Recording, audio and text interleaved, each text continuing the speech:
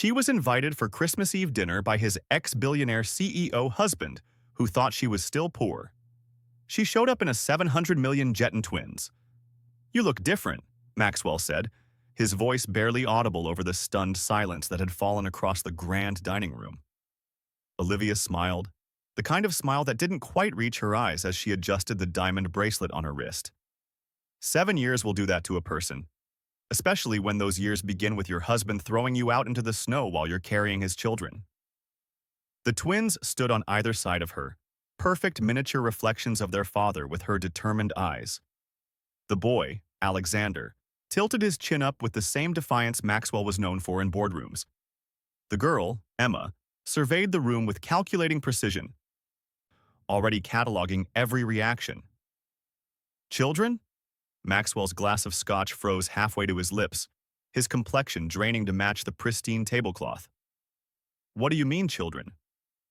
"Daddy didn't know about us?" Emma asked, her 7-year-old voice cutting through the tension like a knife through butter. "Is that why he never came to any of our birthdays?" The whispers erupted around the table as Maxwell's business associates and their wives exchanged glances. His new fiancée, seated at the opposite end of the table, slowly removed her napkin from her lap and placed it beside her untouched plate. "I tried to tell you," Olivia said, her voice steady despite the storm raging in her heart. "The night you had security escort me out of your office, I was going to tell you I was pregnant. But you were too busy protecting your precious IPO to listen." Maxwell stood abruptly, his chair scraping against the marble floor. "Perhaps we should continue this conversation in private." "Why?" Olivia asked, her hand protectively touching Alexander's shoulder. "Are you afraid your guests might discover that the great Maxwell Blackwood isn't the man they think he is? Or are you just surprised that the woman you discarded like yesterday's trash didn't stay in the gutter where you left her? Have you ever wondered what it takes to rise from rock bottom? To rebuild your life after the person who promised to love you forever shatters everything you believed in? Today's story is about a woman who lost everything, only to gain something far more valuable than what was taken from her. If you've ever felt betrayed, underestimated, or cast aside, you'll want to hear how Olivia Blackwood transformed her pain into power. Before we dive in, if you're new here, welcome to Mr. Wellington Story Hour, where we share stories that not only entertain but also inspire. If you enjoy real stories about resilience and redemption, hit that subscribe button and notification bell so you never miss an episode. Now, let's rewind 7 years, before the private jets and billion-dollar empire, to the night that changed everything for Olivia Chen. The snow fell in thick, unforgiving flakes as Olivia stood outside Blackwood Tower, her thin coat offering little protection against the December chill. Security had been instructed not to let her back inside, not even to retrieve her purse from Maxwell's office. Her hands trembled as she fumbled with her phone, the screen illuminating her tear-streaked face. "He did what?" Her sister's voice crackled through the speaker. "He said the timing wasn't right," Olivia whispered, watching her breath form clouds in the frigid air. "That a baby would complicate things with the company going public next month?" "That bastard," Grace hissed. "Where are you now?" "Outside his building. They wouldn't even let me get my coat." Olivia's voice broke as another wave of tears threatened. "I don't know what to do, Grace. I thought he'd be happy." "Stay right there. I'm coming to get you." Olivia ended the call and hugged herself tightly, trying to generate warmth. Through the glass doors of Blackwood Tower, she could see the security guards deliberately avoiding her gaze. Just 3 hours ago, they had greeted her by name, smiling as she passed through to surprise her husband with the news that she was pregnant. The news that had made Maxwell Blackwood, tech genius and rising star of Silicon Valley, look at her as if she had just announced the end of the world. "An abortion is the simplest solution," he had said, not even looking up from his computer screen. "I'll have my assistant arrange it. Discreetly, of course." The words had hit her like physical blows. "Maxwell, this is our child." "This is a complication," he had corrected, finally meeting her eyes. "One we can't afford right now. The IPO is weeks away. The board is watching my every move. A pregnancy, a child, it sends the wrong message." "The wrong message?" Olivia had repeated, disbelief coloring her voice. We've been married for 2 years. How is starting a family the wrong message? Maxwell had sighed, the sound heavy with impatience. Blackwood Tech needs to project stability, but also single-minded dedication. A baby suggests divided attention, priorities shifting away from the company. So your image is more important than our family? Don't be dramatic, Olivia. This isn't about image. It's about timing. Maybe in a few years, once the company is established. I'm already pregnant, Maxwell. This isn't a theoretical discussion about future family planning. His expression had hardened then, the warmth she'd fallen in love with completely absent. Then you have a decision to make. The company, or this pregnancy. The memory of those words still burned as Olivia stood shivering in the snow. How had she misread him so completely? The Maxwell she thought she knew was ambitious, yes, but also kind. The man who had pursued her relentlessly after they met at a charity gala 3 years ago.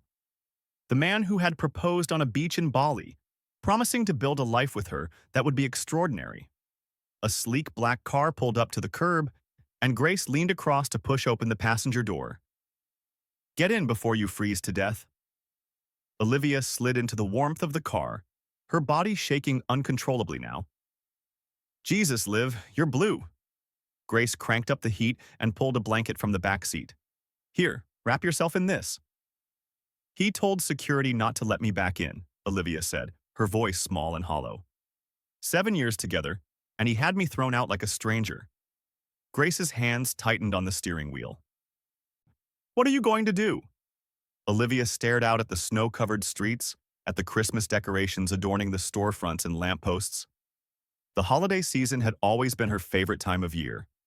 Now it would forever be marked by this betrayal. I don't know, she admitted. I can't go back to our apartment. He owns the building. You'll stay with me until we figure this out, Grace said firmly.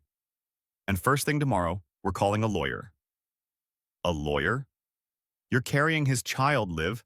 He can't just throw you away like yesterday's newspaper. Olivia placed a protective hand over her still, flat stomach. I don't want his money. This isn't about money. This is about making sure you and that baby are taken care of. Grace glanced at her sister. Unless you're considering what he suggested. No, Olivia said immediately, surprising herself with the conviction in her voice. No, I'm keeping this baby. Grace nodded, a small smile touching her lips. Good, then we fight. But fighting Maxwell Blackwood proved more difficult than either sister anticipated.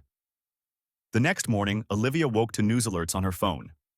Blackwood Tech had announced an accelerated IPO schedule, and business channels were buzzing with speculation about the company's valuation.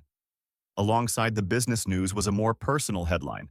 Tech mogul Maxwell Blackwood files for divorce. He didn't waste any time, Grace said, reading over Olivia's shoulder. Not even the decency to tell you first. Olivia felt strangely calm as she scrolled through the article. According to sources close to the couple, the split was amicable, the result of growing apart and different life goals. Different life goals, she repeated, a bitter laugh escaping her. That's one way to put it. The doorbell rang, and Grace went to answer it. She returned moments later with a courier envelope. It's for you. Inside was a thick document, divorce papers, and a check for $5 million. A handwritten note on Maxwell's personal stationery accompanied them. Olivia, I trust this will be sufficient to ensure your comfort and discretion. The papers require only your signature. My lawyers have ensured the terms are more than generous.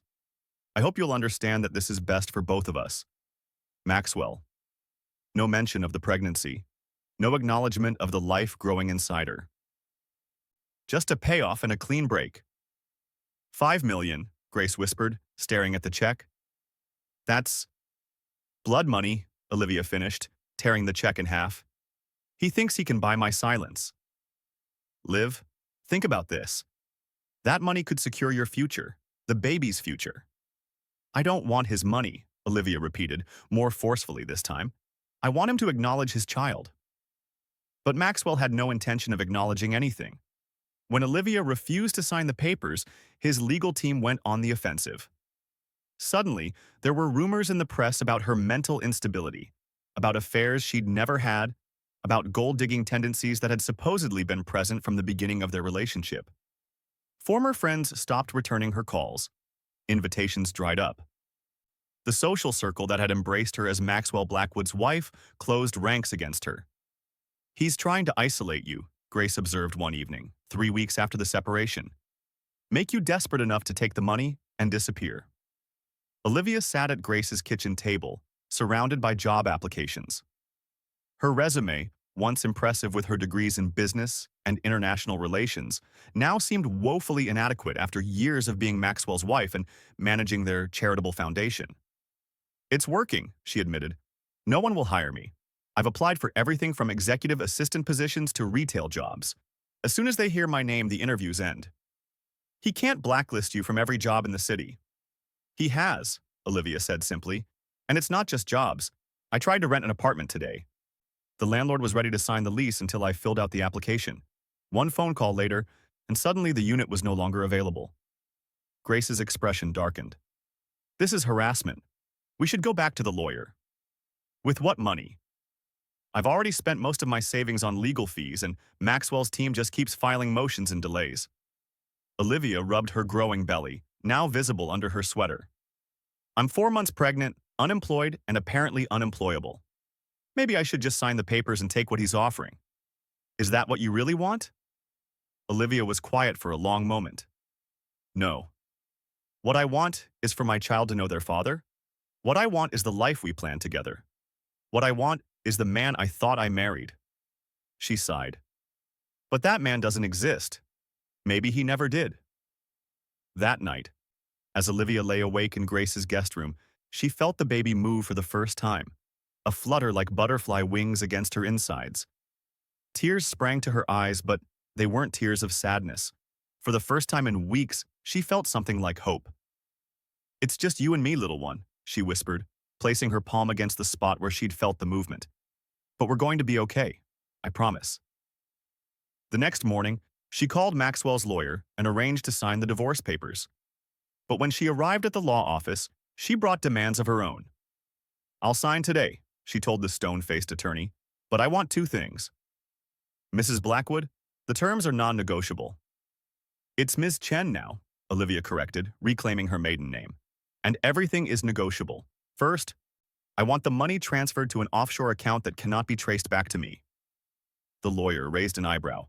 "And the second demand?" "I want Maxwell's written agreement that he will never attempt to contact me or claim any rights to my child. Ever. Mr. Blackwood has made it clear he has no interest in—" "I want it in writing," Olivia insisted. "A legal document stating he voluntarily terminates all parental rights and will make no future claims." The lawyer studied her for a moment. "I'll need to consult with my client." "Of course." Olivia stood, gathering her purse. "I'll wait." The call took less than 5 minutes. When the lawyer returned, his expression was smug. "Mr. Blackwood has agreed to your terms. He says, and I quote, 'I want no connection to her or anything she produces.'" The words stung, but Olivia maintained her composure. "Then, we have a deal." 2 hours later, she walked out of the law office with signed divorce papers, a termination of parental rights document, and instructions for accessing an offshore account containing $5 million. She felt neither victorious nor defeated, just resolved. "What now?" Grace asked when Olivia returned to the apartment. "Now we leave," Olivia said simply. "There's nothing for me here anymore." "Leave? And go where?" "Singapore. I still have contacts there from my time at the university. It's far enough away that Maxwell won't accidentally run into me, and I can use my Chinese language skills to find work." Grace looked skeptical. "You're going to move halfway around the world? While pregnant?" "I need a fresh start, Grace. Somewhere I can build a life for my baby without Maxwell's shadow hanging over us." Olivia took her sister's hands. "Will you come with me? Just until the baby is born?" 2 weeks later, the Chen sisters boarded a flight to Singapore, leaving behind the wreckage of Olivia's marriage and the city that had once felt like home. Singapore embraced Olivia in ways San Francisco had not. Her fluency in Mandarin and English made her valuable to companies looking to expand into Western markets. By her 6th month of pregnancy, she had secured a position as a consultant for a small tech firm specializing in financial software. The work was challenging and fulfilling, allowing her to use her business acumen while learning the intricacies of the tech industry from the inside. Each night, she would return to the modest apartment she shared with Grace and study programming languages, determined to understand every aspect of the business. "You're nesting with code instead of baby clothes," Grace observed one evening, watching Olivia hunched over her laptop. Olivia smiled, rubbing her now prominent belly. "I'm building a future. The baby clothes can wait." But the future Olivia was building took an unexpected turn when her routine ultrasound revealed not one heartbeat, but two. "Twins?" she repeated, staring at the monitor in disbelief. The doctor nodded, pointing to the screen. "Yes, and they appear to be fraternal. A boy and a girl. Congratulations." Twins. The word echoed in Olivia's mind as she left the clinic, a new set of sonogram images clutched in her hand. Two babies. Twice the responsibility, twice the love, twice the challenge. That night, she made a decision that would alter the course of her life. If she was going to raise two children on her own, she needed more than a consulting job. She needed to create something that would provide security and opportunity for her family. The next day, she withdrew half of Maxwell's settlement money from the offshore account and made two investments. First, in a small but promising financial technology startup that her employer had mentioned was seeking funding. And second, in herself. "I'm going to start my own company," she announced to Grace over dinner, "a cybersecurity firm specializing in financial protection." Grace paused, fork halfway to her mouth. "You're 7 months pregnant with twins. Don't you think you should wait until after they're born?" "There's never going to be a perfect time," Olivia replied, "and I've spent the last 5 months learning everything I can about this industry. I've identified a gap in the market that no one is addressing properly." "And what gap is that?" "Personal financial security for high-net-worth individuals. The current solutions focus on corporate protection, but there's nothing comprehensive for private clients who need to secure their personal assets across multiple platforms and countries." Grace studied her sister's face, noting the passion that had been missing for months. "You're serious about this?" "Completely." Olivia placed her hands on her belly as one of the twins kicked vigorously. "These babies deserve a mother they can be proud of. Someone who builds things, not someone who just survives on her ex-husband's guilt money." 2 weeks later, Chen Security Solutions was officially registered as a business. By the time Alexander and Emma Chen were born on a rainy April morning, their mother had secured her first client, a Malaysian shipping magnate concerned about protecting his family's fortune from both cyber threats and less technological risks. Grace stayed for the first 3 months, helping Olivia navigate the challenges of caring for newborn twins while launching a business. When she finally returned to San Francisco, she left behind a sister who was exhausted but determined, with a small office space and a growing client list. "You're sure you don't want me to stay longer?" Grace asked at the airport, holding Emma while Olivia cradled Alexander. "We'll be fine," Olivia assured her, though uncertainty flickered in her eyes. "Besides, you have your own life to get back to.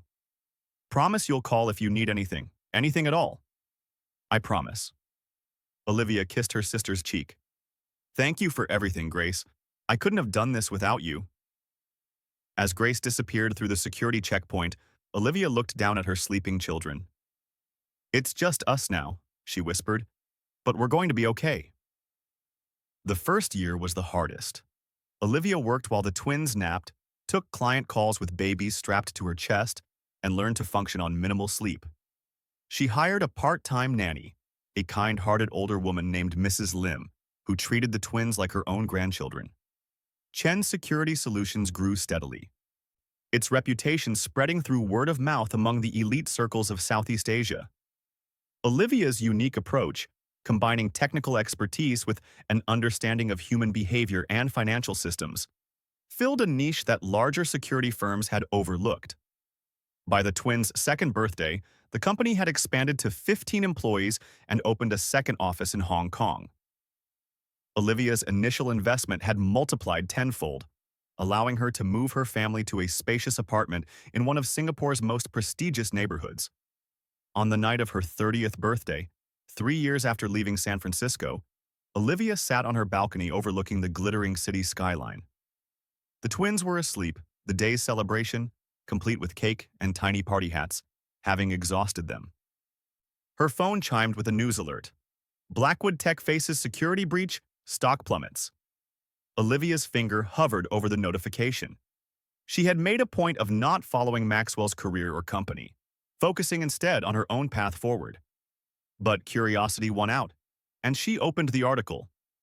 According to the report, Blackwood Tech's new banking platform had experienced a significant security breach, exposing thousands of customers' financial data. The company's stock had dropped 20% in a single day, and analysts were questioning whether Maxwell Blackwood's leadership was still effective. A strange feeling washed over Olivia. Not satisfaction at her ex-husband's troubles, but recognition of an opportunity. She knew exactly what had gone wrong with Blackwood's security system. More importantly, she knew how to fix it. The next morning, she called an emergency meeting with her development team. "I want to create a new security protocol specifically designed for financial platforms," she announced. "Something that addresses the vulnerabilities exposed in the Blackwood Tech breach, but goes 10 steps further." Her team, accustomed to Olivia's ambitious vision, immediately began brainstorming. 3 months of intensive development later, Chen Security Solutions unveiled FinShield, a comprehensive security system that not only protected financial data but anticipated and adapted to emerging threats. The timing couldn't have been better. In the wake of the Blackwood Tech breach, financial institutions worldwide were scrambling to reassure customers about their security measures. FinShield offered the solution they desperately needed. Within 6 months, Chen Security Solutions had licensed FinShield to 3 of Asia's largest banks. Within a year, that number had grown to 20 financial institutions across Asia, Europe, and Australia. The company's value soared, and Olivia found herself at the helm of a rapidly expanding enterprise. As the twins approached their 4th birthday, Olivia made another pivotal decision. She would take Chen Security Solutions public. The IPO was a calculated risk. Going public meant increased scrutiny, not just of her company but of her personal history. For years, she had operated in relative anonymity, her connection to Maxwell Blackwood unknown in her new life. An IPO would change that.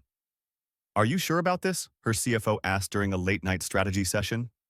"Once we file the paperwork, your background will become public knowledge." Olivia nodded, her resolve firm. "I'm not hiding anymore, David. I've built this company from nothing. I'm proud of what we've accomplished, and I won't let fear of my past dictate my future decisions." The IPO filing revealed Olivia Chen as the ex-wife of Maxwell Blackwood, sending ripples through the tech and financial worlds. Speculation about their relationship and separation filled business publications and gossip columns alike. Maxwell, who had maintained his position at Blackwood Tech despite the security breach, made no public comment.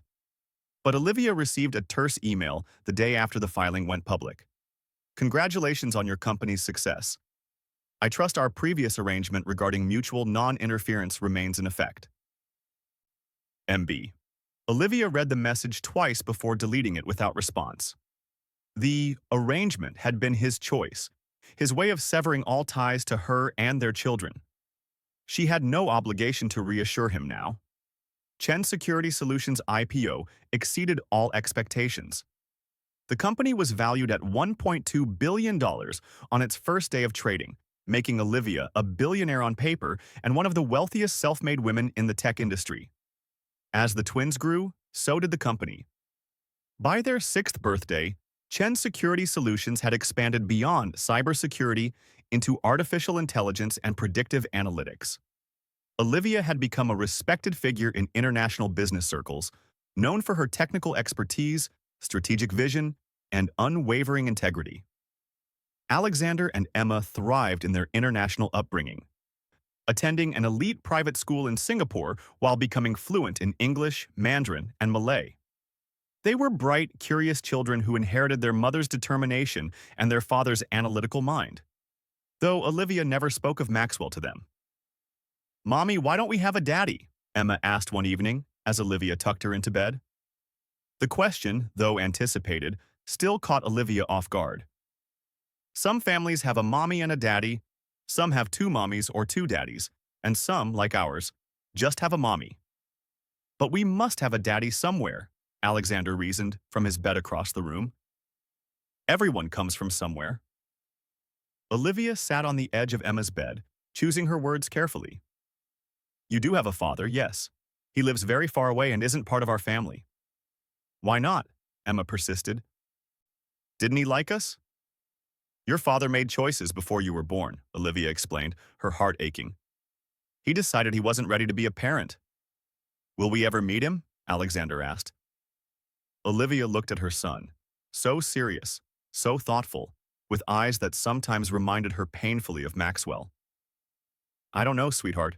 That would be his decision. The conversation haunted Olivia for days afterward. She had never lied to her children, but she hadn't told them the full truth either. Maxwell hadn't just decided he wasn't ready. He had rejected them, had legally severed all ties before they were even born. But as the twins approached their 7th birthday, Olivia began to wonder if her silence was fair to them. They had a right to know their heritage, to understand where they came from, even if that knowledge might be painful. Before she could decide how to address the situation, fate intervened in the form of an email that arrived on a crisp November morning. Ms. Chen, on behalf of Maxwell Blackwood, I would like to extend an invitation for you to attend Blackwood Tech's annual Christmas Eve dinner at Mr. Blackwood's estate in Woodside, California. Mr. Blackwood believes it would be beneficial for both parties to discuss certain matters in person. Please respond at your earliest convenience. Regards, Eleanor Winters, Executive Assistant to Maxwell Blackwood. Olivia stared at the screen, reading the message multiple times to ensure she hadn't misunderstood. After 7 years of silence, Maxwell wanted to see her. On Christmas Eve, no less. Her first instinct was to decline immediately. She had built a life without Maxwell, had raised their children without his input or support. What could he possibly have to say that would matter now? But curiosity nagged at her. Why now? What matters required discussion after all this time. She showed the email to Grace during their weekly video call. It's a trap, Grace declared immediately. He probably heard about your new government contracts and wants to either steal your technology or sabotage the deals. Maybe, Olivia conceded. But what if it's something else?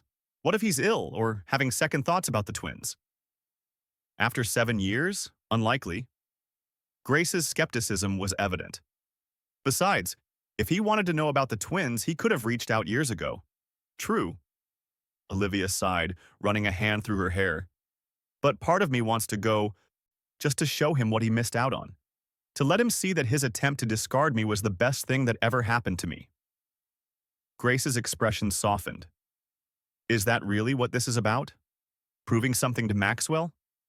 No, Olivia admitted after a moment. It's about closure, I think. For me and for the twins. They're asking questions about their father now. Maybe it's time they had some answers. And if those answers hurt them, then I'll be there to help them through it. Olivia straightened her shoulders. I'm not the same woman who left San Francisco 7 years ago, Grace. I can face Maxwell Blackwood without falling apart. After careful consideration, Olivia composed her response. Ms. Winters, thank you for the invitation. I will attend the Christmas Eve dinner. Please inform Mr. Blackwood that I will be bringing guests. Regards, Olivia Chen, CEO, Chen Security Solutions.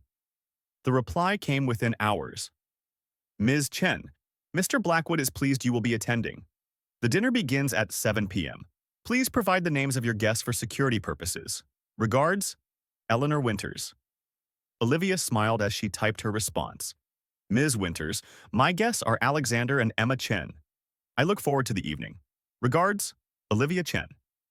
She sent the email before she could second-guess herself, then sat back in her chair, heart racing. Maxwell would know the twins' names, would recognize them as the children she had been carrying when he cast her out. Would he connect the dots? Would he care? That evening, she sat the twins down for a conversation she had been postponing for years. Remember when you asked about your father? She began, watching their young faces grow serious. Well, I've received an invitation for us to meet him. Really? Emma's eyes widened. When? On Christmas Eve. He's invited us to dinner at his home in California. Is that where we're going for Christmas vacation? Alexander asked. You said it was a surprise. Olivia nodded. Yes, we'll be spending the holidays in California this year. We'll visit Aunt Grace in San Francisco, and then, if you both want to, we'll go to this dinner and meet your father. What's he like? Alexander's question was direct, his gaze unwavering. Olivia chose her words with care. Your father is very smart and very successful. He runs a large technology company. Like you do? Emma asked. Similar, yes. Though his company makes different products than ours does. Why hasn't he ever visited us? Alexander's follow-up question cut to the heart of the matter. Olivia took a deep breath.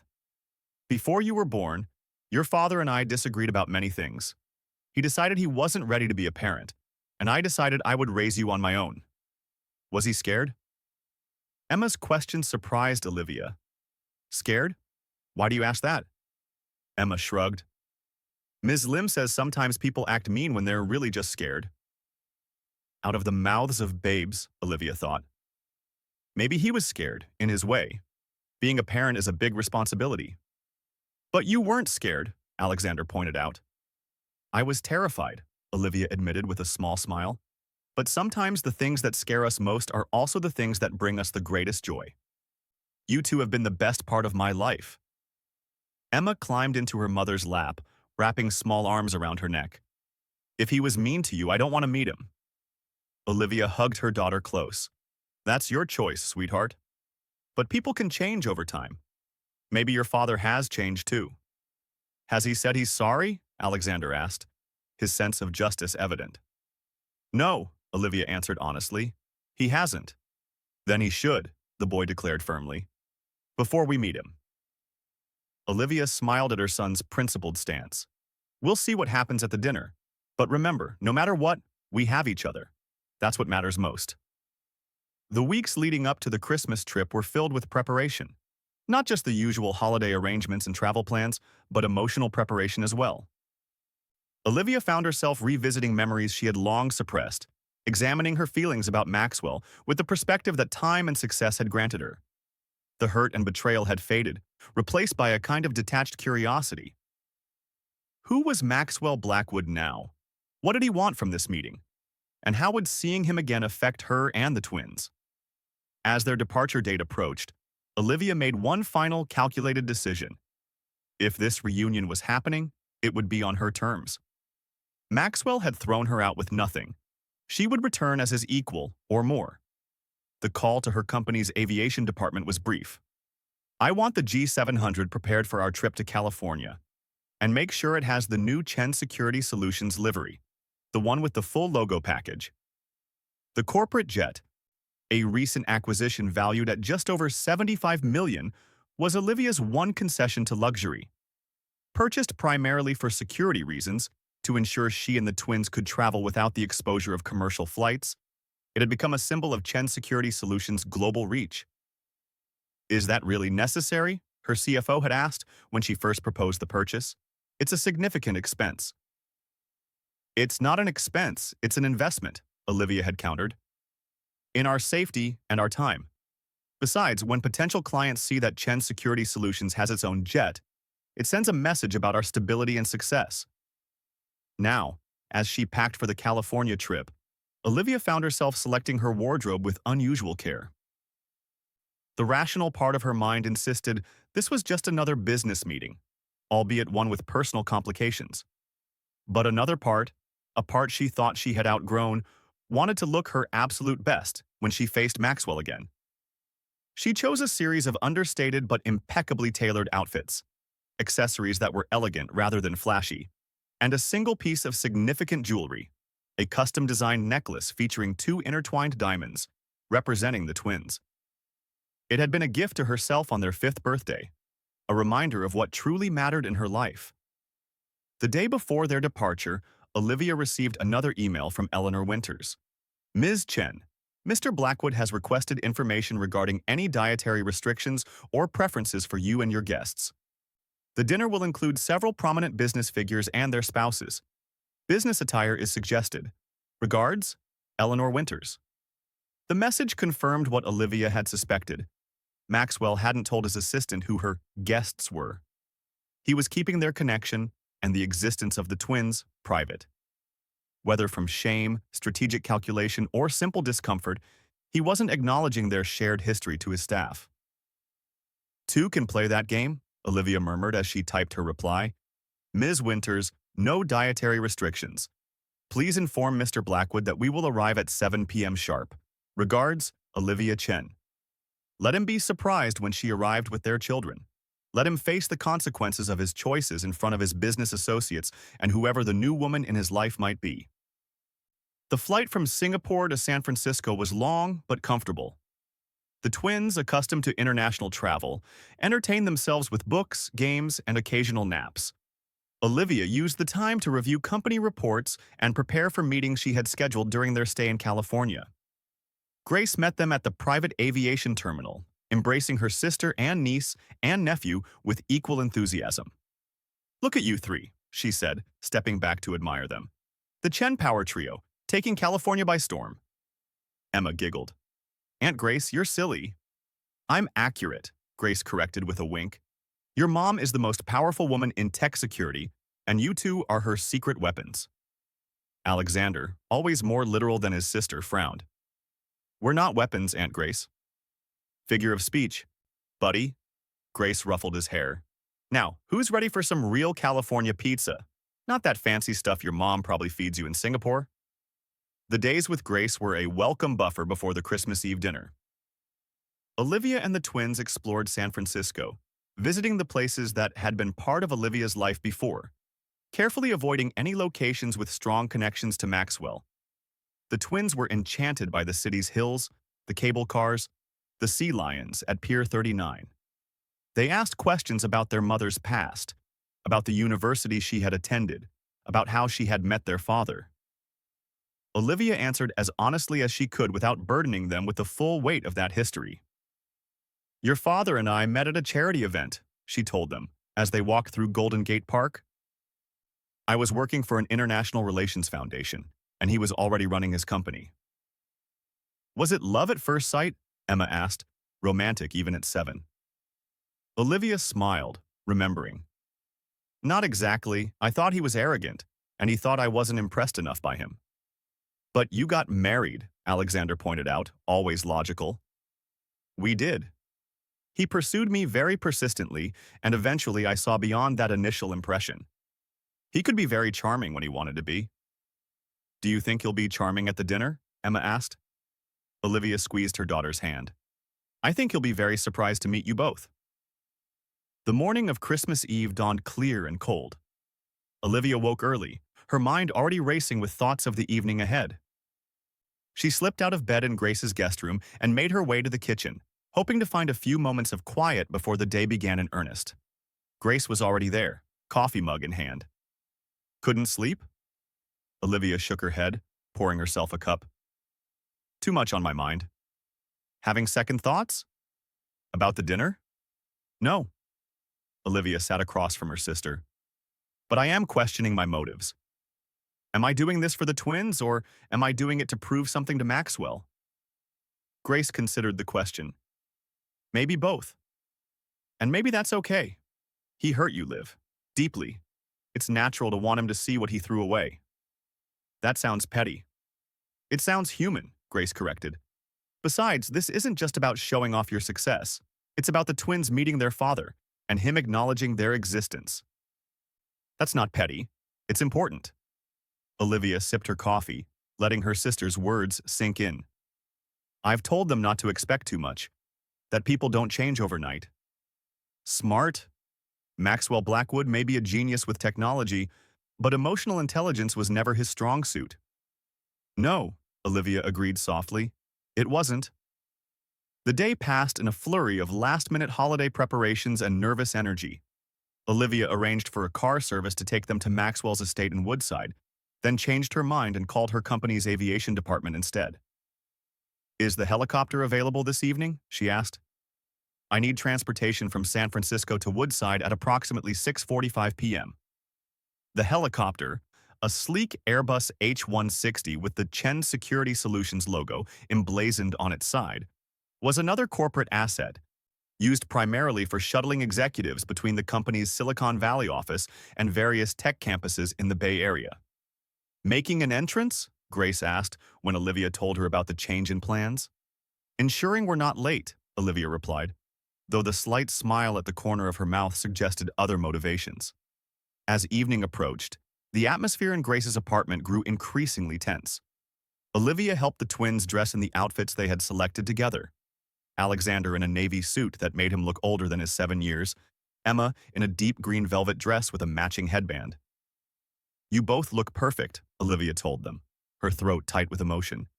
These beautiful, brilliant children were her greatest achievement, her true legacy. Whatever happened tonight, nothing could change that. Olivia herself wore a deceptively simple black dress, its elegant lines and perfect tailoring revealing its designer origins. Around her neck hung the twin diamond pendant, and at her wrists, diamond cuffs that caught the light with every movement. Her hair, longer now than she had worn it during her marriage, was swept into a sophisticated updo that emphasized her cheekbones and the graceful line of her neck. "Maxwell won't know what hit him," Grace declared when Olivia emerged from the bedroom. "You look like $1 billion, which, coincidentally, is approximately your net worth." Olivia laughed, some of the tension easing from her shoulders. "That's the idea." The helicopter ride to Woodside took less than 15 minutes. As they approached Maxwell's estate, a sprawling property set among the redwoods, Olivia felt a strange sense of déjà vu. She had visited this house many times during their marriage, had helped select some of the artwork that adorned its walls, had once believed she would grow old within its rooms. Now she was returning as a visitor, a guest, a stranger. The helicopter touched down on the estate's private helipad, its rotors stirring the crisp evening air. A staff member hurried out to meet them, clearly surprised by their mode of arrival. "Ms. Chen?" he asked, raising his voice over the sound of the engines powering down. "Mr. Blackwood is expecting you, but we weren't informed you'd be arriving by helicopter." "A last-minute change of plans," Olivia replied smoothly. "These are my children, Alexander and Emma." The staff member's eyes widened slightly as he took in the twins, their resemblance to his employer unmistakable. "Of course. Please, follow me." As they walked toward the main house, Emma slipped her hand into Olivia's. "It's so big," she whispered, gazing up at the modernist structure of glass and stone. "Yes, it is," Olivia agreed. "But size isn't everything. Our home in Singapore is much more comfortable." Alexander walked on Olivia's other side, his expression serious as he took in his surroundings. "Is this where you lived with him, before we were born?" "Sometimes," Olivia answered. "We had an apartment in the city, too." They approached the house, its windows glowing with warm light against the darkening sky. Through the glass walls of the main living area, Olivia could see people gathered, men in suits, women in cocktail dresses, staff circulating with trays of champagne. And there, at the center of it all, was Maxwell. 7 years had changed him little. His dark hair was now threaded with silver at the temples, and there were new lines at the corners of his eyes, but he still carried himself with the same confidence, the same authority that had first attracted her. He was laughing at something one of his guests had said, his head thrown back in a gesture so familiar it made Olivia's heart twist unexpectedly. "Is that him?" Alexander asked quietly, following his mother's gaze. Olivia nodded. "Yes, that's your father." Emma pressed closer to Olivia's side. "He looks like Alexander." "Alexander looks like him," Olivia corrected gently. "You both have some of his features." The staff member led them to a side entrance, away from the main gathering. "Mr. Blackwood asked that you be shown to his study first. He'll join you there shortly." Olivia's eyes narrowed. "No, we'll join the main reception. Mr. Blackwood invited us to dinner, not to a private meeting." The man hesitated, clearly caught between conflicting instructions. I'll need to check with Mr. Blackwood." "That won't be necessary," Olivia said firmly. "We know the way." Before he could protest further, Olivia guided the twins toward the main living area, her head high, her stride confident. As they entered the room, conversations faltered, heads turned, and a hush fell over the gathering. Maxwell, his back to the entrance, continued speaking to a small group of men in suits, unaware of the shift in atmosphere. It was only when one of them glanced over Maxwell's shoulder, his expression changing from polite interest to surprise, that Maxwell turned. The moment stretched between them. Olivia standing tall with a child on either side of her, Maxwell frozen in mid-sentence, his champagne glass halfway to his lips. His eyes moved from Olivia to Alexander, then to Emma, widening with shock and something that might have been recognition. "Olivia," he finally said, his voice carrying in the sudden silence. "You're here." "As promised," she replied, her tone pleasant but cool. "Thank you for the invitation." Maxwell set his glass down carefully, excusing himself from his group and crossing the room toward them. As he approached, Olivia felt the twins press closer to her sides. "I didn't expect," Maxwell began, then stopped, his eyes still fixed on the children. "These are your guests?" "Yes, Maxwell. I'd like you to meet Alexander and Emma." Olivia placed a gentle hand on each child's shoulder. "My children." The emphasis on "my" was subtle but unmistakable. These were her children, regardless of biology. Maxwell's composure slipped for just a moment. A flash of something, regret, fear, anger, crossing his features before the polished mask returned. "I see, it's nice to meet you both." Alexander, ever his mother's son, extended his hand formally. "It's nice to meet you too, Mr. Blackwood."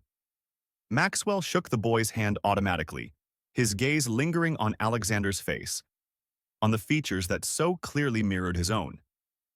"You can call me Maxwell." Emma, less certain, remained partially hidden behind Olivia. "Hello," she said softly. An awkward silence fell, broken only when a woman in a striking red dress approached, slipping her arm through Maxwell's. "Darling, aren't you going to introduce me?" Maxwell seemed to shake himself from a trance. "Yes, of course. Olivia, this is Vanessa Harrington, my fiancée. Vanessa, this is Olivia Chen, an old friend. And her children, Alexander and Emma." Vanessa's smile was practiced and perfect. "Olivia Chen of Chen Security Solutions? Maxwell mentioned you'd be joining us tonight. Your reputation precedes you." "As does yours," Olivia replied smoothly. "Your work with the Harrington Foundation is impressive." "Thank you." Vanessa's gaze shifted to the twins, curiosity evident in her expression. "And what lovely children. How old are they?" 7, Olivia answered, watching Maxwell from the corner of her eye. "They'll be 8 in April." Vanessa's smile didn't waver, but something flickered in her eyes, a quick calculation. "How wonderful. And their father? Is he joining us as well?" The question hung in the air, loaded with unspoken implications.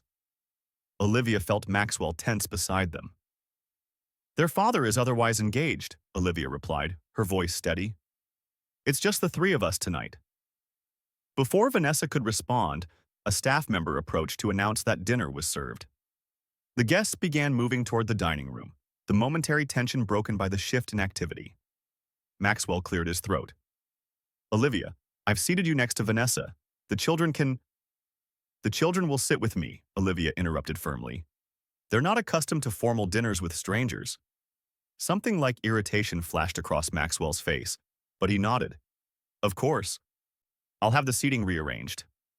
As they followed the other guests to the dining room, Emma tugged at Olivia's hand. "Mommy, is that lady going to marry him?" "It seems so, sweetheart." "Does that make her our stepmother?"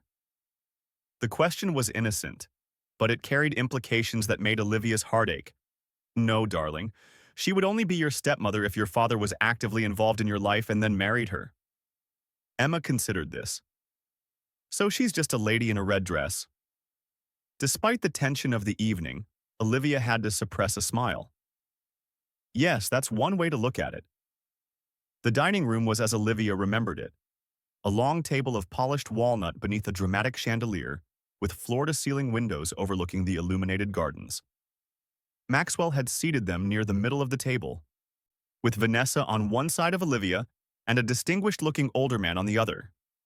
The twins sat across from her, between a young couple who introduced themselves as tech investors. Throughout the elaborate first course, Olivia was acutely aware of Maxwell at the head of the table, his gaze frequently drifting toward her and the twins. Vanessa maintained a stream of pleasant conversation, asking polite questions about Singapore and Chen Security Solutions. Maxwell tells me your company has revolutionized financial security, she said as the second course was served. That must be incredibly fulfilling work. It is, Olivia agreed. Protecting people's assets is about more than just technology. It's about understanding human behavior and anticipating vulnerabilities. Fascinating. And how do you balance such demanding work with raising children, especially as a single mother? The question was delivered with a smile, but Olivia detected the subtle probe beneath the surface pleasantry. The same way anyone balances their priorities, with careful planning and a recognition of what matters most. Across the table, Alexander was engaged in serious conversation with the tech investor beside him, explaining something with the focused intensity he applied to all his interests. Emma, less comfortable with strangers, was quietly eating her food, occasionally glancing toward Maxwell at the head of the table. Your children are remarkably well-behaved, Vanessa observed, following Olivia's gaze. And they look so much like… She stopped abruptly, her eyes widening slightly as she looked between the twins and Maxwell. Olivia saw the moment the realization dawned, the slight parting of Vanessa's lips, the quick intake of breath, the sudden reassessment in her eyes. Yes, Olivia said quietly. They do, don't they? Vanessa's composure returned quickly, though her smile now seemed fixed in place. Excuse me for a moment, she murmured, rising from her seat and making her way to where Maxwell sat. Olivia watched as Vanessa bent to whisper in Maxwell's ear, saw his expression harden as he responded without looking at her. Whatever he said caused Vanessa to straighten abruptly, her cheeks flushing before she returned to her seat. Is everything all right? Olivia asked innocently. Perfectly, Vanessa replied, her voice tight. Just a small matter of the wine selection. The dinner proceeded with increasing tension beneath the veneer of polite conversation. By the time dessert was served, Olivia could see that Emma was growing tired, her usual energy dimmed by the late hour and formal setting. Are you okay, sweetheart? Olivia asked softly. Emma nodded, but her eyelids were heavy. Just sleepy. When can we go home? Soon, Olivia promised. Just a little longer. As if on cue, Maxwell stood, tapping his glass for attention. Before we move to the library for coffee, I'd like to thank you all for joining Vanessa and me this Christmas Eve. The holiday season is a time for reflection, for appreciation of the past and anticipation of the future. His gaze swept the table, lingering briefly on Olivia and the twins. Some of you are old friends, some new acquaintances, but all are valued connections in a world that moves too quickly for meaningful relationships. The speech continued, a practiced blend of holiday sentiment and business networking that Olivia remembered well from their years together. Maxwell had always been skilled at making such gatherings feel both exclusive and warm, a talent that had served him well in building his company. As the guests applauded politely and began to rise from the table, Maxwell approached Olivia's chair. Could I speak with you privately, in my study? Olivia glanced at the twins. My children are tired. We should be leaving soon. It won't take long, Maxwell insisted, his voice low. Please, Olivia. After 7 years, you can give me 10 minutes. She studied his face, noting the tension around his eyes, the slight clench of his jaw. Very well. Emma, Alexander, I need to speak with Mr. Blackwood for a few minutes. Will you be okay waiting here? Alexander nodded solemnly. We'll be fine, Mom. I'm tired, Emma repeated, less convinced. Vanessa, who had been watching the exchange, stepped forward. The children could rest in the library. There's a comfortable sofa, and I believe there are some holiday cookies left from the afternoon tea. Olivia hesitated, reluctant to leave the twins with a stranger, even one who might soon be married to their father. I'll stay with them, Alexander offered, his protective instinct evident. I'll make sure Emma's okay. The maturity in his young voice made Olivia's heart swell with pride. All right. I won't be long. Maxwell's study was exactly as Olivia remembered it. A masculine space of leather and dark wood with bookshelves lining one wall and a large desk positioned to take advantage of the view through floor-to-ceiling windows. At night, with the garden lights creating a soft glow among the trees, the effect was both intimate and impressive. Maxwell closed the door behind them, then moved to a cabinet and withdrew a bottle of scotch. Drink? No, thank you. Olivia remained standing, unwilling to settle into the conversation. What did you want to discuss? Maxwell poured himself a generous measure, his back to her. You could have warned me. About? He turned, glass in hand. Don't play innocent, Olivia. You brought our children to my home, in front of my colleagues and my fiancé, without any warning. Your invitation specifically asked for the names of my guests, Olivia pointed out. I provided them. You know damn well I didn't realize who they were. Maxwell took a long swallow of his scotch. Alexander and Emma Chen. Not Blackwood. You gave them your name. Yes, I did. Olivia's voice remained calm. The name of the parent who raised them. Maxwell set his glass down with more force than necessary. You had no right to keep them from me. The accusation ignited a spark of anger that Olivia had thought long extinguished. I had no right. You signed away your parental rights before they were born. You told me, and I quote, that you wanted no connection to her or anything she produces. Those were your words, Maxwell. I didn't know it was twins, he said, as if that somehow changed everything. Would it have mattered? One child, two children, you made it very clear that parenthood wasn't in your plan. Olivia crossed her arms. Why did you invite me here tonight? After 7 years of silence, why now? Maxwell ran a hand through his hair, a gesture of frustration she remembered well. Blackwood Tech is developing a new security platform for international banking. Your company's encryption technology is the best in the industry. I wanted to discuss a potential collaboration. The answer was so unexpected, so coldly practical that Olivia laughed. A business proposition? That's why you invited me to Christmas dinner? What did you expect? A tearful reunion? An apology? Maxwell's tone was defensive. We're both business people, Olivia. I thought we could set aside the past for mutual benefit. And now? Now that you've met your children, is it still just about business? Maxwell was silent for a long moment, his expression unreadable. They're remarkable, he finally said, his voice softer. Alexander has my analytical mind. And my determination, Olivia added. Emma has your smile. And your stubbornness. A ghost of a smile touched Maxwell's lips. They're 7, the same age I was when my father left. The parallel wasn't lost on Olivia. Maxwell rarely spoke of his childhood, of the father who had abandoned his family for a younger woman, of the mother who had worked 3 jobs to keep them afloat. Is that why you rejected them? She asked quietly. Because of your father? Maxwell's expression hardened. I didn't reject them. I made a business decision. The IPO was at a critical stage. A pregnancy, a family. It would have changed how investors perceived me. So you sacrificed your children for your company's stock price. I didn't know them then, Maxwell countered. They weren't real to me. They were an abstract concept, a complication. And now? Maxwell turned away, staring out at the illuminated garden.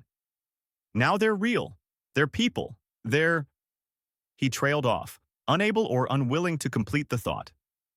They're your children, Olivia finished for him, but that doesn't automatically make you their father. What do you want from me, Olivia? Maxwell asked, turning back to face her. Why did you bring them here tonight if not to force some kind of reconciliation?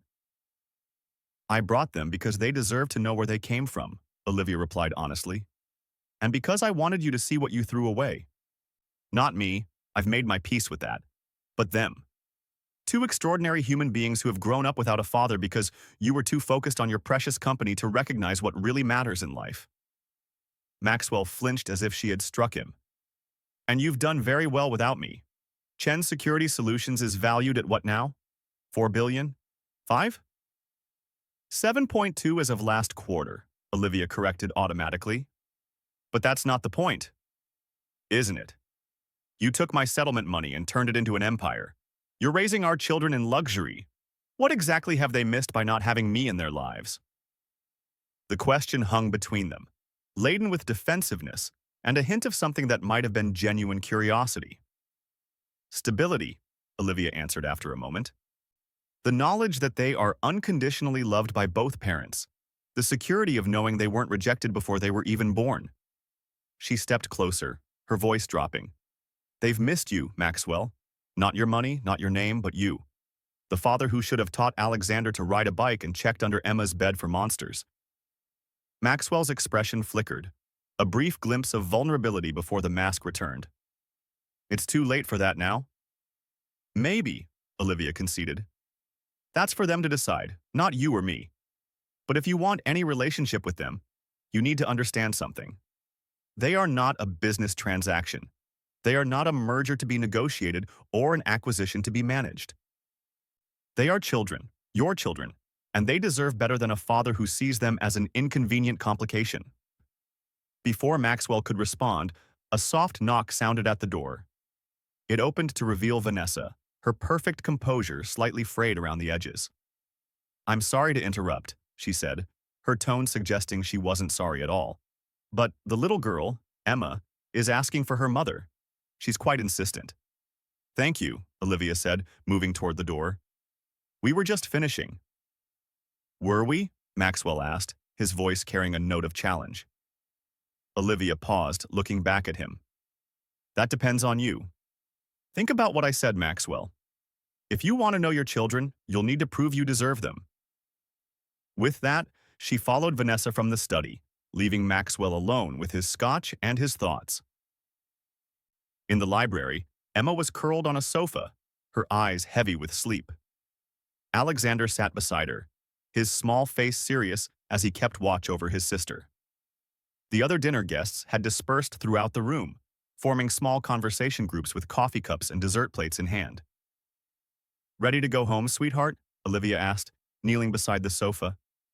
Emma nodded, reaching for her mother. Did you talk to him? Is he mad at us?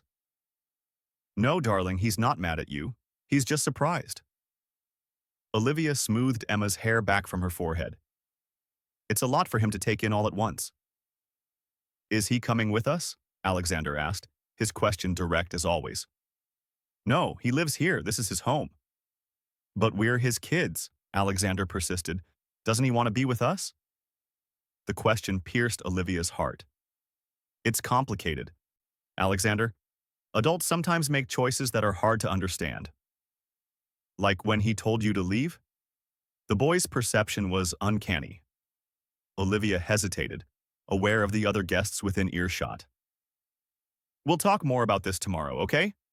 Right now, we need to say goodbye to our host and head back to Aunt Grace's. As if summoned by her words, Maxwell appeared in the doorway of the library, his expression unreadable as he surveyed the scene.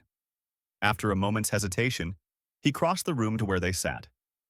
You're leaving? He asked, his voice carefully neutral. Yes, it's past the twins' bedtime. Olivia stood, lifting a drowsy Emma into her arms. Thank you for dinner. Maxwell's gaze shifted to Alexander, who was watching him with undisguised curiosity. Perhaps you could visit again before you return to Singapore, all of you. The invitation was awkward, tentative, but it was more than Olivia had expected. We'll be in San Francisco until January 2nd. New Year's Day, Maxwell suggested. Here, if that works for you.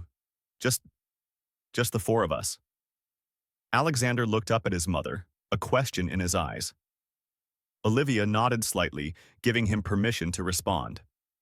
We'd like that, the boy said formally, extending his hand again. Thank you for having us tonight, Mr. Blackwood. Maxwell shook his son's hand, something like wonder crossing his features. You're welcome, Alexander, and please, call me Maxwell. Okay, Maxwell. Alexander tested the name, finding it acceptable. Merry Christmas. Merry Christmas, Maxwell echoed, his gaze moving to Emma, who was watching him through half-closed eyes. Merry Christmas, Emma. Merry Christmas, she mumbled against Olivia's shoulder. Your house is very big. A surprised laugh escaped Maxwell. Yes, it is. Too big sometimes. Olivia shifted Emma in her arms, preparing to leave. I'll have my assistant contact yours about New Year's Day. I'll handle it personally, Maxwell countered, a hint of his old authority returning. No assistance. The statement was small but significant, an acknowledgement that this wasn't business, but family. Olivia nodded her acceptance. Good night, Maxwell. Good night, Olivia. As they made their way through the house toward the helipad where their pilot waited, Olivia felt a strange mixture of emotions. Vindication, yes, but also an unexpected sadness for what might have been, and a cautious hope for what might still be possible. The helicopter ride back to San Francisco was quiet, both twins falling asleep almost immediately, exhausted by the evening's emotions and late hour. Olivia watched their peaceful faces in the dim cabin light, her heart full of love and fierce protectiveness. Whatever happened with Maxwell, whatever relationship he might or might not develop with his children, she would ensure they were never hurt by his choices again. They were her priority, her heart, her greatest achievement. Nothing, not her company's success, not her personal vindication, not even the possibility of reconciliation with their father, would ever change that. Grace was waiting up when they returned, eager for details of the evening. After the twins were tucked into bed, the sisters sat in the kitchen with cups of tea, Olivia recounting the dinner and her conversation with Maxwell. So he invited you for business reasons, not personal ones, Grace summarized, her disapproval evident. Typical Maxwell. Yes and no, Olivia replied thoughtfully. I think that was his initial motivation, but seeing the twins changed something. He seemed affected. He should be. They're amazing kids, and he missed 7 years of their lives because of his own selfishness. True. But I didn't bring them there to punish him, Grace. I brought them because they deserved to know their father, and he deserved to know them. Grace studied her sister's face. You've really forgiven him, haven't you? Not forgiven exactly, but I've moved beyond the anger and hurt. What Maxwell did shaped my life in ways I never could have imagined. If he hadn't rejected us, I might never have started my company. I might never have discovered my own strength. So you're grateful to him? Grace sounded skeptical. No, not grateful, but I've accepted that his choices, however painful at the time, led me to where I am now. And I like where I am now. And where is that exactly, besides being a billionaire CEO and supermom? Olivia smiled at her sister's description. I'm at peace, with my past, with my present, and with whatever the future holds, including the possibility of Maxwell being part of the twins' lives. Do you think he's capable of being a real father? Of putting someone else's needs before his own? I don't know, Olivia admitted. People can change. 7 years is a long time. Not that long, Grace countered. And leopards rarely change their spots. We'll see. New Year's Day will be telling. The week between Christmas and New Year's passed in a blur of holiday activities and family time. Olivia took the twins to see the sights of San Francisco, to visit the Tech Museum, to experience their first American Christmas with all its traditions and excesses. Throughout it all, she found her thoughts returning to Maxwell and the upcoming New Year's Day visit.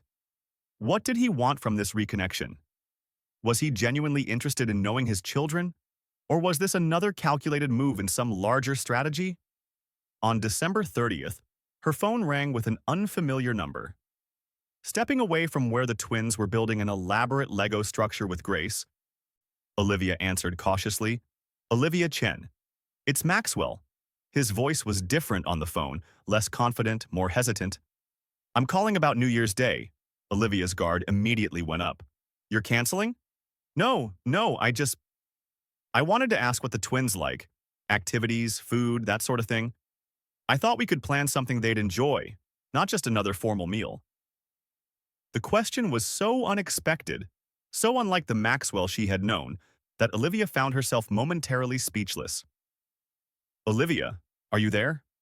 Yes, sorry, I'm just surprised by the question. She gathered her thoughts. Alexander loves anything to do with building or engineering. He could spend hours with construction sets or taking things apart to see how they work. Emma is more creative, art, stories, imaginative play. She also loves animals. I see. There was the sound of a pen scratching on paper. And food preferences? Allergies? No allergies. Alexander will eat almost anything, but he particularly likes pasta. Emma is more selective. Chicken, rice, simple foods without too many ingredients mixed together. Noted, more scratching. And is there anything specific I should avoid? Topics or activities that might upset them? Again, Olivia was struck by the thoughtfulness of the question. They're sensitive about their family structure. They've been asked at school why they don't have a father, and it bothers them, especially Alexander. He's very protective of Emma and me. There was a pause on the other end of the line. I see, Maxwell finally said, his voice quieter. Thank you for telling me. You're welcome. Olivia hesitated, then added, It's good that you're asking these questions, Maxwell. It shows you're thinking about them as individuals, not just as extensions of yourself. I'm trying, he admitted. This is all new territory for me. For all of us, Olivia acknowledged. See you on New Year's Day. January 1st dawned clear and cold, a perfect winter day in Northern California. Olivia woke early, her mind already racing with thoughts of the day ahead. The twins, excited by the prospect of visiting their father again, were up soon after, full of questions and energy. Will Vanessa be there? Emma asked as Olivia helped her choose an outfit. I don't think so. Maxwell said it would be just the four of us. Good, Emma declared with 7-year-old frankness. She looked at us funny. Alexander, already dressed in jeans and a sweater, was more pragmatic. Do you think he has Lego at his house? Or robots? Rich people usually have cool stuff. I'm not sure what he has, Olivia answered honestly. But I'm sure you can ask him. This time, they took the car service to Woodside, arriving at Maxwell's estate just before noon. The atmosphere was noticeably different from their Christmas Eve visit. No other cars in the circular driveway, no staff visible except for a single housekeeper who opened the door with a warm smile. Mr. Blackwood is waiting for you in the family room, she informed them, leading the way through the house. The family room was a space Olivia remembered well, a less formal area at the back of the house with comfortable seating, a large television, and windows overlooking the pool and gardens. During their marriage, it had been the room they used least, Maxwell preferring his study and Olivia the sunlit conservatory on the east side of the house. Now, as they entered, Olivia was struck by how different it looked. The formal furniture had been replaced with more comfortable pieces, and the previously austere space was transformed by what could only be described as a child's dream playroom. A massive Lego table occupied one corner, with organized bins of bricks and an in-progress construction that appeared to be a replica of the Golden Gate Bridge. An easel with paints and brushes stood near the windows, catching the natural light. Bookshelves lined one wall, filled with children's titles ranging from picture books to more advanced readers. And in the center of it all stood Maxwell, looking uncharacteristically casual in jeans and a sweater, his expression a mixture of nervousness and hope. You're here, he said, stating the obvious. Welcome. The twins hung back slightly, taking in the transformed room with wide eyes. You did all this? Olivia asked quietly, gesturing to the play areas. Maxwell nodded. I had some help from a professional children's designer. I wanted them to feel comfortable. He turned his attention to the twins. I hope you like it. I wasn't sure what you'd enjoy, so I tried to include a variety of options. Alexander stepped forward first, drawn to the Lego table. Is that the Golden Gate Bridge? It's supposed to be, Maxwell admitted with a self-deprecating smile. I'm not very good at following the instructions. Perhaps you could help me finish it? The boy's face lit up. I'm really good at Lego, Alexander said, moving toward the table. Mom says I have engineer hands. She's right, Maxwell agreed, following him. Engineers see how things fit together in ways other people don't. Emma remained by Olivia's side, watching the interaction with cautious interest. What's that? She asked, pointing to a large covered object near the painting area. That's for you, Maxwell said, glancing over. Would you like to see? After a reassuring nod from Olivia, Emma approached the covered object. Maxwell carefully removed the cloth to reveal a dollhouse, but not just any dollhouse. It was a perfect miniature replica of a traditional Peronican shophouse, similar to those found in Singapore's historic districts. It's like the buildings near our house, Emma whispered, her eyes wide. Your mother mentioned you live in Singapore, Maxwell explained. I thought you might like something that reminds you of home. Emma reached out tentatively to touch the tiny facade. It's beautiful. The roof opens, Maxwell demonstrated, lifting the top section. And all the rooms are furnished. There are even tiny people to live inside.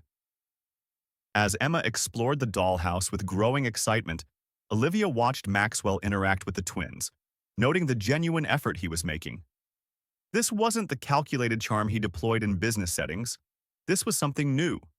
Awkward, uncertain, but sincere. Would you like some coffee? Maxwell asked Olivia, once the children were settled with their respective activities. Or tea?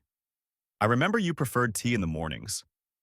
Tea would be nice, Olivia replied, surprised he had remembered such a detail after 7 years. They moved to a seating area a short distance from where the twins played, close enough to supervise but far enough for a degree of privacy. This is unexpected, Olivia admitted as Maxwell handed her a cup of perfectly prepared tea. Another small detail he had remembered. The playroom. Maxwell glanced around. I wanted them to feel welcome. It's more than that. You've made a real effort to connect with them, to understand what they might enjoy.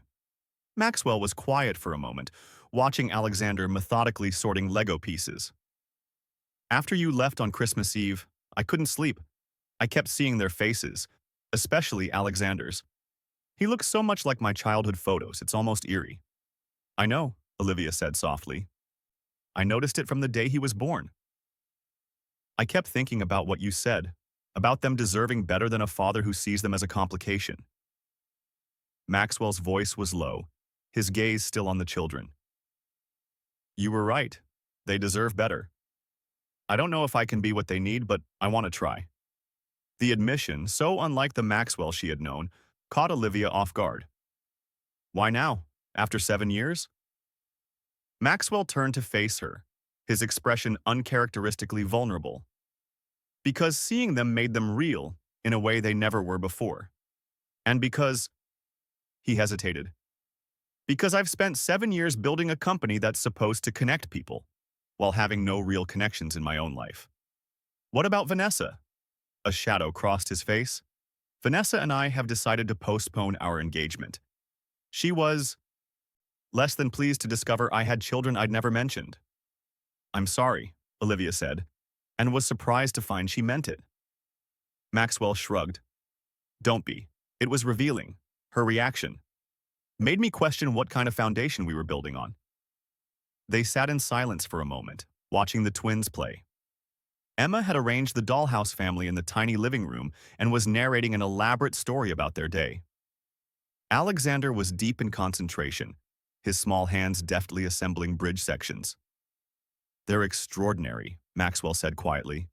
You've done an amazing job with them. Thank you. Olivia accepted the compliment with grace.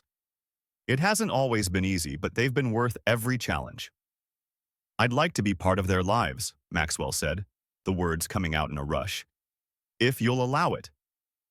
If they want it. I know I have no right to ask after everything, but it's not about rights, Olivia interrupted gently. It's about what's best for them. They need consistency, Maxwell, not a father who appears and disappears based on his schedule or convenience. I understand that. Maxwell leaned forward, his expression earnest. I'm willing to make changes, to prioritize them. Even if it affects Blackwood Tech? The question was direct, a test of his sincerity. Maxwell didn't hesitate. Yes, even then. Olivia studied his face, looking for signs of the old Maxwell, the calculating businessman who always had an angle, always put the company first. What she saw instead surprised her. Genuine emotion, vulnerability, and something that might have been regret. We live in Singapore, she reminded him. That's their home, their school, their friends. I know, I'm not asking you to uproot them, but there are flights, video calls, school holidays. I could come to Singapore regularly, and perhaps, during longer breaks, they could visit me here. The proposal was reasonable, more thoughtful than Olivia had expected. Still, she hesitated. This isn't a decision I can make alone. Alexander and Emma need to have a say. Of course, Maxwell agreed immediately. I wouldn't want to force anything on them. As if sensing they were being discussed, both twins looked up from their activities. Emma approached first, climbing onto the sofa beside Olivia. Are you talking about us? She asked directly. Yes, Olivia answered honestly. Maxwell would like to spend more time with you both, to get to know you better. Emma considered this, her young face serious. Even though we live far away? He says he could visit us in Singapore, and maybe you could visit him here during your school holidays. Like having two homes? Alexander asked, joining them. Something like that, Maxwell confirmed, if that's something you'd both want. The twins exchanged one of their silent communications, a twin language of glances and subtle expressions that Olivia had observed since they were toddlers. Would you come to my ballet recital? Emma asked Maxwell. I have one in February. I would be honored, Maxwell replied, his voice thick with unexpected emotion. And would you help me build a real robot? Alexander added. Not just Lego, but one that moves and does things? Absolutely. We could start designing it today if you'd like. Another twin exchange, then Alexander spoke for both of them. We'd like to try, but if you make Mom sad again, we'll stop. The directness of the statement, the protective instinct behind it, made Olivia's heart swell with pride and love. Maxwell, to his credit, responded with equal seriousness. That's a fair condition. I promise to do my best not to make anyone sad. The rest of the day passed in a strange new harmony. Maxwell and Alexander working on bridge construction and robot designs, Emma alternating between her dollhouse and teaching Olivia and Maxwell the rules of an elaborate game she had invented. They ate lunch on the terrace despite the January chill, because Emma wanted to watch the birds in the garden. Maxwell produced binoculars and a field guide showing her how to identify different species. By late afternoon, as the winter sun began to set, a new ease had developed between them. Not quite family, not quite strangers, but something in between. A beginning. As they prepared to leave, Maxwell walked them to the car, carrying a sleeping Emma who had finally succumbed to the day's excitement. Alexander walked beside him, still chattering about the robot they had begun designing. Thank you for today, Maxwell said quietly to Olivia as the driver opened the car door.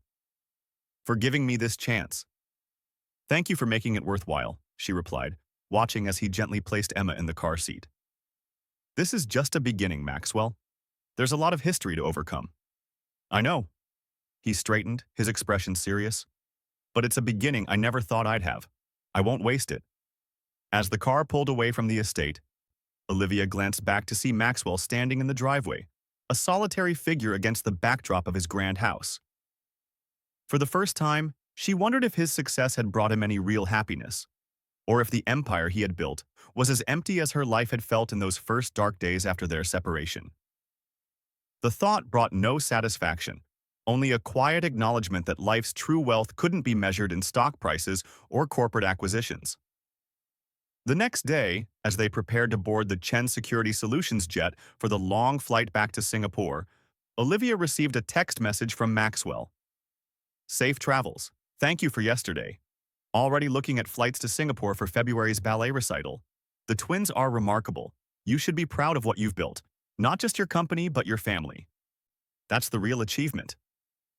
Olivia smiled, showing the message to Grace, who had come to see them off. Well, I'll be damned, Grace said, reading it twice. Maybe leopards can change their spots after all. Or maybe they just grow new ones, Olivia suggested. People evolve, Grace. Sometimes it takes losing everything to realize what really matters. As they boarded the jet, the twins excitedly claiming their favorite seats, Olivia reflected on the journey that had brought her to this moment. 7 years ago, she had stood in the snow outside Blackwood Tower, heartbroken and afraid, with nothing but an uncertain future ahead of her. Now she commanded a global security empire, had raised 2 extraordinary children, and had found a strength within herself she never knew existed. The path hadn't been easy, but it had been hers. Every step, every decision, every triumph and setback. And if that path now included Maxwell in some capacity, Perhaps that was part of the journey too. Not a return to the past, but a new chapter for all of them, especially for two children who deserve to know both halves of their heritage. The jet taxied down the runway, gathering speed until the moment of liftoff when the ground fell away and the vast expanse of possibility opened before them. Beside her, the twins pressed their faces to the windows, marveling at the sight of San Francisco receding beneath them. "Mom," Alexander said, turning to her with serious eyes, "I think I want to be a pilot when I grow up. Or maybe an engineer who builds planes. Or maybe both." "You can be anything you want to be," Olivia assured him, squeezing his hand. "Both of you can. That's what I've always wanted for you. The freedom to choose your own path." "Even if that path includes Dad?" Emma asked, using the term for the first time. Olivia's heart caught at the word, at the hope and uncertainty in her daughter's voice. "Yes, sweetheart. Even then." As the jet climbed higher, breaking through the clouds into the clear blue above, Olivia felt a sense of peace settle over her. The future was unwritten, full of possibilities she couldn't yet imagine. But whatever came next, she would face it with the same determination that had carried her through the past 7 years. Not just surviving, but thriving. And perhaps in time, the wounds of the past would heal completely, leaving only the wisdom gained from overcoming them. Perhaps that was the greatest revenge of all, not the private jet or the billion-dollar company or even the look on Maxwell's face when he first saw the twins, but the knowledge that she had transformed pain into power, rejection into resilience, and a broken heart into a life of purpose and joy. The jet leveled off at cruising altitude, its powerful engines carrying them smoothly through the sky. Olivia looked at her children, Maxwell's eyes in Alexander's thoughtful gaze, her own determination in Emma's delicate features, and knew with absolute certainty that every step of her journey had been worth it. They were heading home, not to the past she had once shared with Maxwell, but to the future she had built for herself and her children. A future that was now expanding to include new possibilities, new connections, new beginnings. And as Singapore awaited them on the other side of the world, Olivia Chen, once discarded but never defeated, allowed herself to smile at the perfect symmetry of it all. If you enjoyed this story of resilience and redemption, please hit that like button and subscribe to MR Wellington Story Hour for more inspiring tales that remind us of life's most important lessons. Remember, sometimes our greatest setbacks lead to our most magnificent comebacks. Share your thoughts in the comments below. Have you ever had to rebuild your life after a devastating loss? How did you find the strength to move forward? Until next time, this is Mr. Wellington, reminding you that your worth isn't determined by how others treat you, but by how you rise after they've tried to break you. Thank you for listening, and I'll see you in the next Story Hour.